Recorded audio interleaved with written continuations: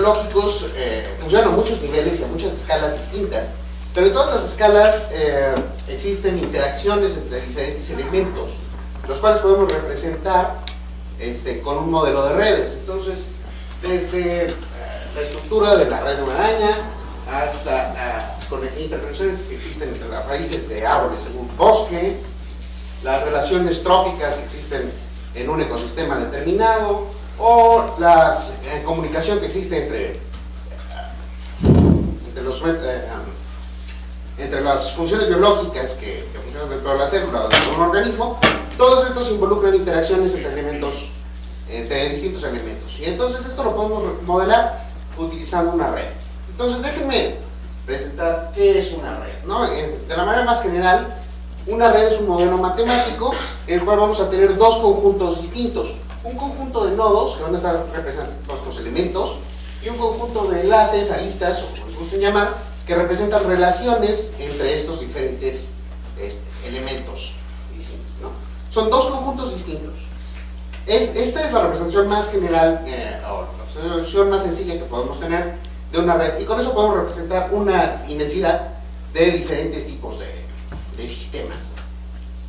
Dependiendo de nuestras necesidades de modelado, nosotros vamos a poder utilizar modelos más o menos sencillos, y esos van a variar en algunas características que podemos definir. Número uno, tenemos dirección en los enlaces. Como comentaban previamente, en algunos casos vamos a tener relaciones que van direccionadas entre un elemento. Por ejemplo, en una red trófica tengo un animalito que se come a otro animalito, eso es direccionado, porque el animalito chico no se come al grande, ¿verdad? Pero en otros casos no, nada más tenemos, por ejemplo, colisiones de moléculas en las cuales una no está, no sabemos cuál es la que le va a actuar, entonces son no direccionadas. En algunos casos vamos a tener peso en los enlaces, que también es algo que se mencionaba previamente. Existen casos en los cuales yo digo todas las relaciones valen lo mismo, y existen casos en los que yo necesito clasificar. Estas son relaciones fuertes, estas son relaciones más débiles. O incluso, en ese mismo sentido, les voy a poner signos, porque en algunos casos van a ser relaciones positivas, y en algunos casos voy a tener relaciones negativas, ¿no? Y estas son, digamos, considerando que todos los elementos son del mismo tipo. Pero además podemos tener diferentes tipos de elementos, ¿no? Por ejemplo, en otro tipo de red trófica yo puedo tener animales y puedo tener plantas, y pues no son el mismo tipo de elementos, ¿no? Y finalmente pues puedo tener diferentes tipos de enlaces, ¿no? Porque puedo tener relaciones entre elementos de un mismo tipo que sean similares, puedo tener relaciones entre elementos disimilares que son distintas, y finalmente puedo tener el caso más complicado, que es muchos tipos de elementos y muchos tipos de relaciones entre ellos, ¿no? Dependiendo del modelo y del fenómeno que yo estoy tratando de representar, yo voy a escoger cuál va a ser el modelo red más adecuado para representar esto. Entonces la pregunta es, ¿qué puedo aprender de una red? Bueno, de entrada, para los biólogos lo más sencillo es fijarnos en cuestiones de identidades. Lo que yo ya sé de cada uno de los elementos en la red, lo que yo sé de mis especies biológicas, lo que yo ya sé de mis biomoléculas, lo puedo utilizar, lo puedo representar un poco con lo que se presentó anteriormente. Lo puedo utilizar para identificarlo y encontrar relaciones entre diferentes elementos, ¿no? Entonces nada más sé, bueno, yo ya sé que tengo especie de tipo proteína, y las especies de tipo proteína se conectan de estas formas, y esas especies de tipo proteína yo ya sé que son polares, no polares, o que tienen cargas distintas, etcétera, etcétera, y yo ya sé esas cosas. Mis especies de tipo lípidos, yo sé que se componen de ciertas formas, que me gusta saber de ellos cuál es su orientación, o cuál es su largo, o cuál es su peso molecular, y también yo lo puedo representar dentro del largo. Eso es lo más sencillo, y realmente la realidad es que en muchos casos yo no necesito una red para hacer ese tipo de preguntas, y la red me sirve más bien como una manera de ilustrarlo, o como una forma de simplificarlo para mi lector o para mi estudio. En algunos casos me va a interesar cuál es el estado de ese nodo. Hay, como voy a presentar más adelante, algunos casos en los que podemos decir, bueno, esta molécula está prendida o está apagada, y pues a lo mejor con eso puedo estar pensando en dinámicas o en fenómenos cambiantes. Y luego ya puedo preguntar de los nodos cosas que ya son directamente importantes acerca de ellos en el contexto de red. Por ejemplo, algo más utilizado son las medidas de centralidad, posiblemente han oído palabras como grado, bifines, fuerza, que son medidas que yo puedo tomar a partir de las propiedades topológicas de cada nodo representado en el contexto de red. Por otro lado, puedo preguntar propiedades de los enlaces. Por ejemplo, ya comentábamos, puedo ver cuáles son enlaces más fuertes, cuáles son enlaces más débiles, puedo tratar de predecirlos, puedo hacer cosas de ese tipo, y también puedo identificar cuestiones de centralidad de la red. Cuáles son enlaces que me sirven para conectar grupos distintos de nodos, cuáles son enlaces que realmente podría retirar y la red no cambiaría mucho. Cosas de ese tipo puedo preguntar. Finalmente, ya acercándonos más al estudio de la red per se, yo puedo estudiar propiedades globales de la red, como qué tan grande es la red, qué tan densa es la red, cuál es el número de conexiones, cómo se comporta. Puedo tener redes en las que todo el mundo esté conectado con todos, puedo tener redes en las que hay grupos distintos que se conectan entre ellos, puedo tener redes que tienen distancias muy largas, redes con distancias muy cortas, no sé qué hice.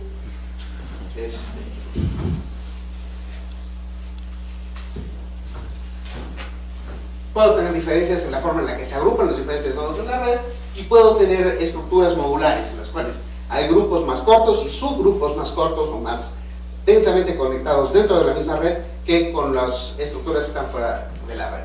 Estudiar este tipo de cosas, sobre todo en redes más grandes y sobre todo en aquellas redes que no son triviales, sino que tienen una estructura compleja, puede ser muy interesante, especialmente cuando yo pueda asociar propiedades topológicas de una red con un fenómeno biológico concreto. Cuando yo logro hacer eso, entonces puedo responder preguntas muy interesantes.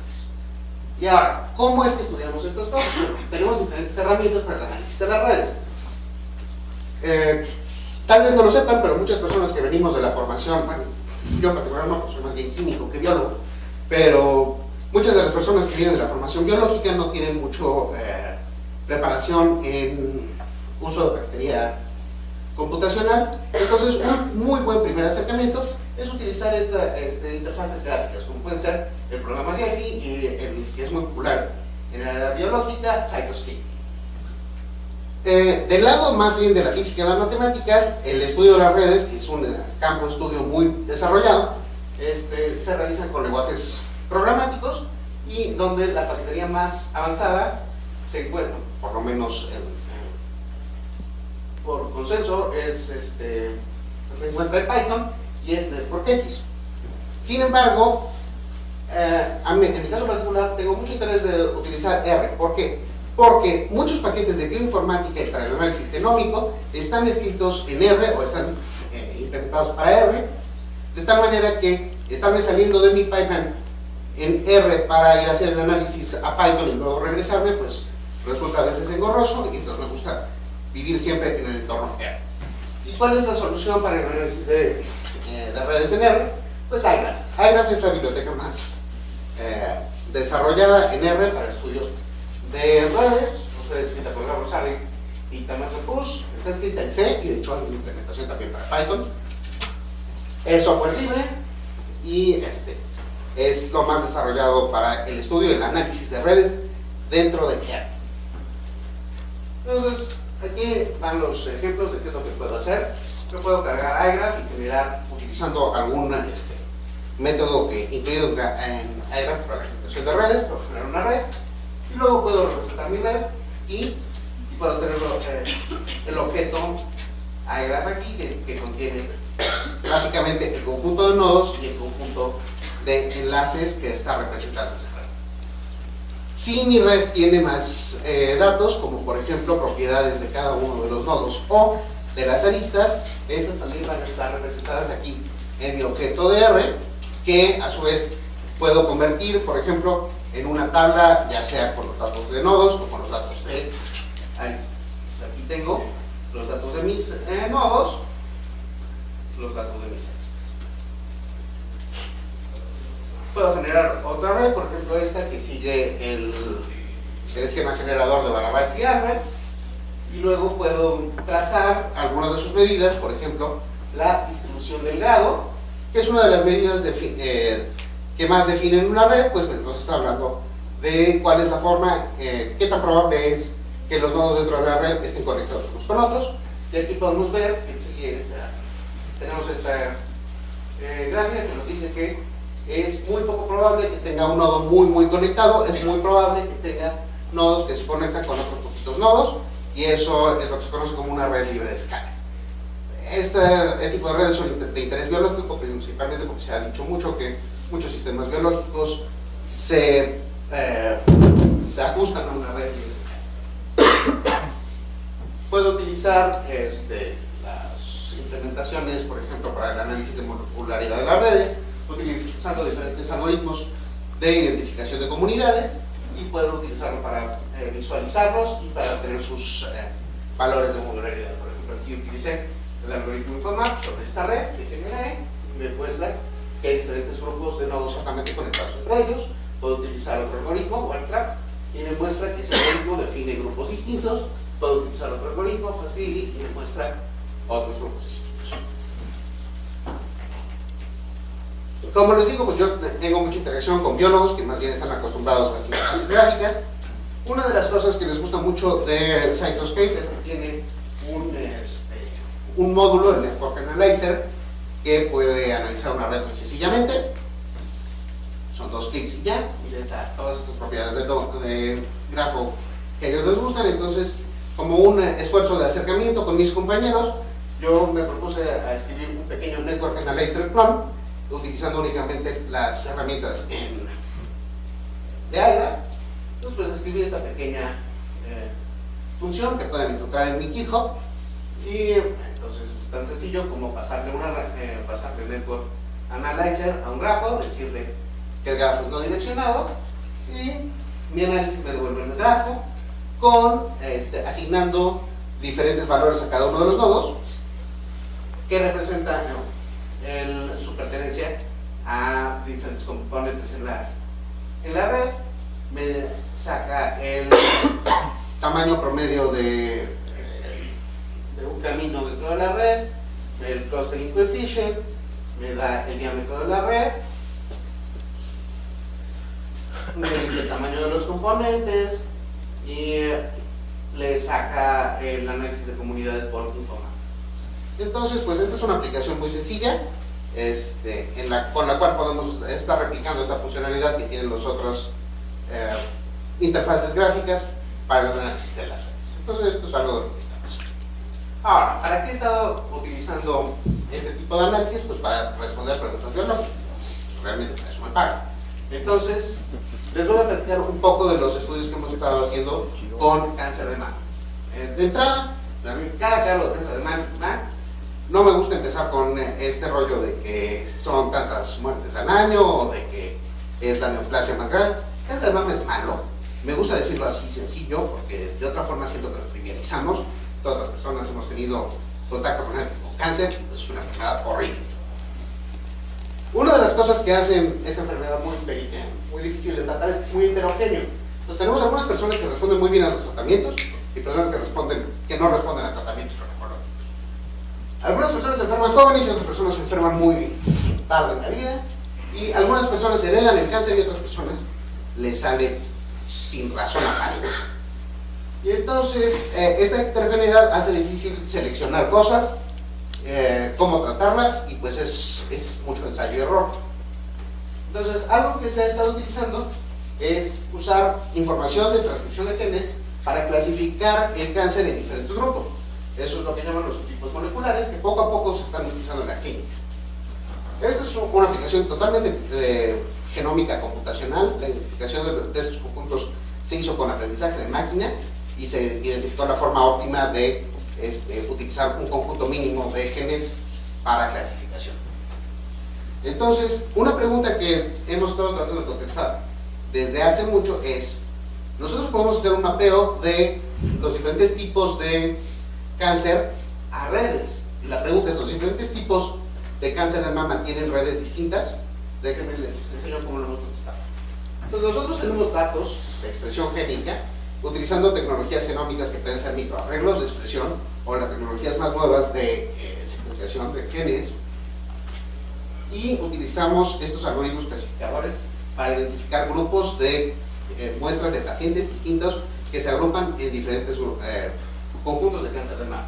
Luego utilizamos técnicas de inferencia de redes que podemos analizar y luego tratamos de identificar si cada una de las redes puede mapearse a funciones concretas.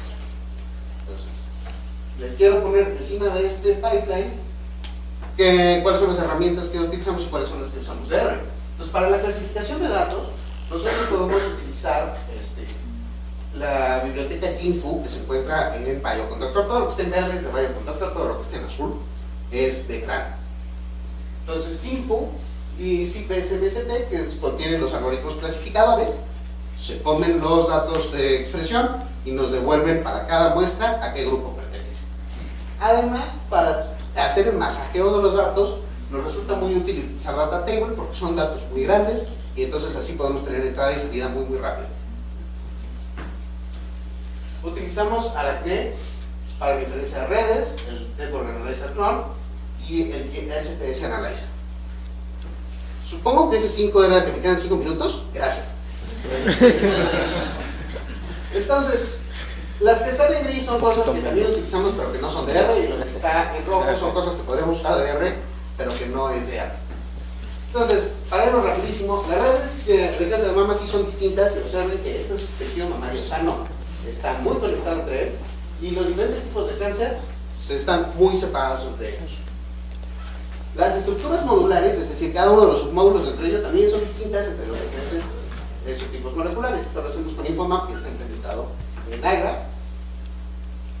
Y luego, algunos de estos módulos los podemos asociar a procesos biológicos bien conocidos, y esto lo podemos hacer con la librería HTS Analyzer y los datos génicos que se encuentran en Bioconductor. Estos módulos se asocian a procesos particulares, y entonces podemos saber, por ejemplo, que este módulo está muy relacionado a cosas del sistema inmune. Entonces, no solo eso, sino que también sabemos que los diferentes procesos se conectan entre ellos, formando una red muy complicada. Y eso nos da indicios de a dónde le tenemos que buscar que pegar, porque la farmacología tradicional dice, pégale a la señalización de estrógeno y a ver si se cura, pero esta red lo que nos dice, si le pegas a la señalización de estrógeno, hay 70 otros procesos que van a seguir conectados y va a seguir habiendo peligro biológico. Finalmente, hemos tratado de identificar cuáles son los orígenes de estas diferencias biológicas y, por ejemplo, hemos identificado que puede ser que haya cambios en la estructura de los cromosomas que cambien la regulación de genes entre ellos. Esto es trabajo en proceso todavía. Y ahora, dos láminas nada más de cómo incorporar los fármacos en la mezcla. Los fármacos, a diferencia de las moléculas biológicas que interaccionan todas ellas entre sí en el mismo caldo, normalmente los fármacos, pues uno se toma un solo fármaco, entonces no hay realmente interacciones farmacológicas a menos de que seamos una persona bajo tratamientos múltiples. Entonces creo que para mí es más interesante fijarnos en cuáles son los efectos biológicos que genera un fármaco, lo cual podemos representar con redes bipartitas, por ejemplo, de fármacos secretos. Entonces aquí hay algunos tipos de redes bipartitas que he utilizado. Esta es nada más una representación de la bipartición. Entonces, estos son fármacos, estos son genes, AIBR, pero lo que me interesaba presentar aquí es el ejemplo de qué podemos hacer con este tipo de redes, ya que podemos utilizar, pues podemos tener una red de efectos fármaco-pathway, o sea, cuáles son los cambios a funciones biológicas que puede hacer un fármaco, y podemos tener una red de fármacos y sus efectos adversos. Entonces, si yo meto un chocho, que me va a pasar malo, o que me puede pasar malo, y entonces yo quiero utilizar esto para predecir o para proponer qué otras aplicaciones puedo dar para fármacos ya conocidos. Entonces utilizo estas dos redes distintas y hago un grafo sencillo en el cual yo pongo aquí el número de nuevos efectos alternos que puede tener mi fármaco, y acá pongo la fuerza o la probabilidad de un efecto adverso, y me genera cuatro cuadrantes. Yo quiero vivir en este cuadrante donde tengo nuevos efectos y poco riesgo de efectos tóxicos, y aquí me encuentro muchos fármacos que se utilizan porque además son muy seguros porque están en este sector y son antiinflamatorios, y lo que encuentro es que los puedo utilizar para tratar otras cosas, como por ejemplo en el caso del meloxicam lo puedo utilizar para tratar ciertos tipos de cáncer. Entonces, en resumen, los fenómenos biológicos farmacológicos se pueden estudiar con redes. R ofrece muchas herramientas, y algo muy importante es no se trata de echarle redes y a ver qué pasa. Hay que hacer preguntas concretas que nosotros podamos responder y tener ideas de cómo las redes nos van a solucionar problemas biológicos. Finalmente, pues yo creo que hay mucho área de oportunidad para usuarios y para desarrolladores de R para entrarle al lado del análisis de las redes biológicas. Finalmente, pues aquí están mis colaboradores. Una disculpa al doctor Cristóbal Fresno, que debería estar aquí, pero se me rompió la última slide. Y bueno, pueden encontrar todo lo que hablé en mi GitHub. Pueden entrar por la página, aquí está el link, aquí está el Twitter y el mail, por si les interesa alguno de todo lo que presenté está publicado. Entonces, si les interesa que les mande la liga de los papers, se los puedo pasar, y si no, la voy a poner en las láminas que les voy a traer. Y muchas gracias.